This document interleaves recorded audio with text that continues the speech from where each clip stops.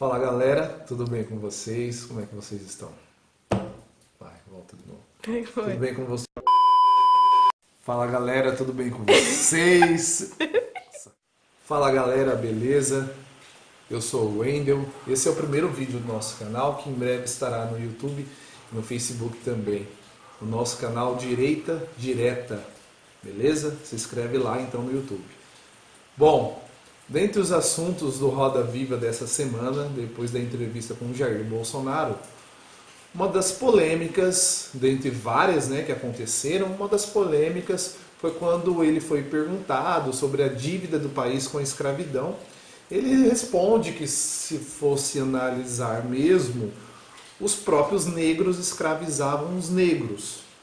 Bolsonaro foi muito criticado por isso, vários memes que surgiram pelo lado do pessoal da esquerda, claro, como sempre, e muitos historiadores, muitos professores de esquerda duvidaram da veracidade daquilo que o Jair disse. Então, neste vídeo, eu quero postar para vocês um breve resumo de um vídeo de 7 minutos do Brasil Paralelo, onde várias pessoas respeitadas no nosso país contam para você aquilo que o teu professor de história não contou. Beleza? Então, por hoje é isso. Assista o vídeo até o final. Deixe o seu comentário para que nós possamos conversar mais vezes. E tchau, tchau. Uma realidade. E viriam acompanhados de uma das maiores chagas da história do mundo. Das grandes manchas morais da biografia humana, é impossível não lembrar da escravidão como uma das maiores. Quando falamos em escravos, lembramos da luta e da dedicação dos abolicionistas pela liberdade e dos povos que demoraram tanto para despertar e ver um futuro livre. É difícil pensar o quão horrível foi nascer e morrer sem ser o dono de sua própria vida. O fato de podermos olhar as coisas dessa forma é o privilégio de vivermos do lado de cá da linha do tempo da humanidade. O compromisso em manter a humanidade livre vem da lembrança de que demoramos milênios para vencer o mal da escravidão. Foi um mal que por muito tempo não esboçava a perspectiva de nos libertarmos. Os antigos povos hebreus e assírios, os gregos e os romanos, os europeus, astecas, incas, maias e tantos outros não conseguiram vencer o status quo no qual nasceram e viveram. Se olhamos para trás e vemos a mancha da escravidão, é a história jogando holofotes sobre nós, esperando deliberarmos sobre nossas ações, para saber quem somos e como seremos lembrados. É a história cumprindo seu papel, nos ensinando os grandes erros e lembrando que muitos dos nossos antepassados perderam seus sonhos na falta de liberdade. Escravidão, do ponto de vista moral, ético, não há nenhuma dúvida, não há discussão, é uma aberração moral. Acho que por aí não tem conversa, ninguém discorda disso. O ponto é que, do ponto de vista histórico, infelizmente, foi a normalidade no mundo inteiro por grande parte da história, na verdade. É um período muito recente que nós temos sistemas econômicos baseados na não escravidão. O que era ser escravo? Ser escravo era ser vencido numa guerra justa e perder a sua liberdade, ou nascer de uma mulher nessa condição. É isso que definia a base legal para ser escravo. Então, se fala muito de reparação histórica com relação à raça e etnia, mas o fundamento da escravidão nunca foi a origem étnica. No Brasil nunca foi. Não é racial, ela se torna racial no século XIX, quando surgem as teses eugenistas, é que aí se usa essa questão de tentar ligar ou associar o africano ou o descendente de africano ao escravo. Mas isso é muito tardio. Então não foi uma escravidão primeiro de oportunidade, tanto é que não era difícil você encontrar negros que se tornavam senhores e que tinham seus escravos também.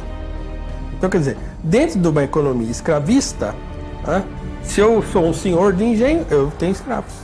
A alforria era uma concessão do senhor. mesmo que o negro tivesse dinheiro para pagá-la. Aí nós temos um problema. Não conseguiram comprar a sua alforria. Pois bem, tenho esse dinheiro, vou investir esse capital. Comprava escravos. E tinham essa possibilidade. E nós temos casos, percebam o nível de especificidade de nossa escravidão, de antigos escravos que pagavam sua alforria com seus próprios escravos. Claro que são casos que são minoritários no sentido da história da escravidão como um todo, mas são especificidades que não são comentadas, que não são debatidas. E, inclusive, o continente africano era altamente escravocrata, assim, internamente, certo? Então, quer dizer, o português não chegou lá na costa africana e saiu dando paulada e tiro e arrastando o africano para dentro dos navios, né? Já existia um comércio intenso de escravos na costa. Quando falamos de negro que veio da África, diferentes regiões, eu preciso entender que a escravidão já existia no continente africano. Porém, ela era específica em cada um dos lugares.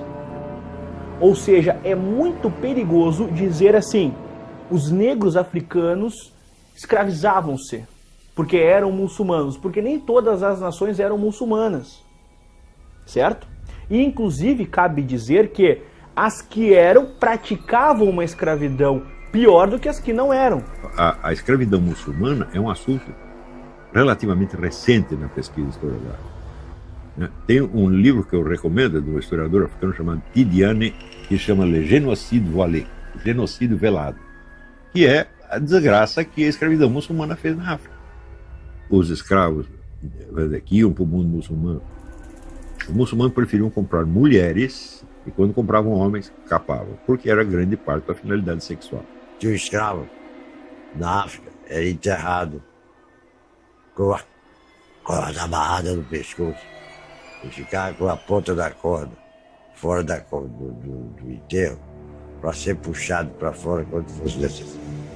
Quando morria um chefe em algumas regiões da África, isso poderia significar que seriam mortos 20, 30, 40, 50 escravos para acompanhar no outro mundo o chefe que havia morrido. A escravidão era uma situação aceita e tornara-se a mão de obra da cana-de-açúcar no Brasil. Primeiramente, os homens da Guiné, depois os do Congo e os da Angola, e em seguida o tráfico envolveu todo o sul do continente, até Moçambique, tornando o negócio de escravos o mais lucrativo e amplo do planeta. O governo de Tomé de Souza foi sucedido por um senador das Cortes de Lisboa, chamado Duarte da Costa. A conturbada expedição de Duarte trazia duas biografias pouco semelhantes. A de Padre Anchieta, jesuíta pioneiro na catequese dos nativos americanos e fundador do Pátio do Colégio, a primeira escola do Brasil. Se hoje podemos estudar a cultura tupi, é porque um dia, no passado, Anchieta passou longos períodos de sua vida dedicado a registrar o dia a dia dos índios e educá-los. Dedicação que o levou a ser autor da primeira gramática da língua tupi. A outra biografia que acompanhava Duarte da Costa era de seu filho, que tentou escravizar indígenas, sendo repreendido pelos jesuítas. Como o governo local não atendeu às queixas e continuaram a escravizar os índios, um jesuíta buscou levá-las pessoalmente ao rei de Portugal, mas naufragou e foi devorado por índios antropófagos.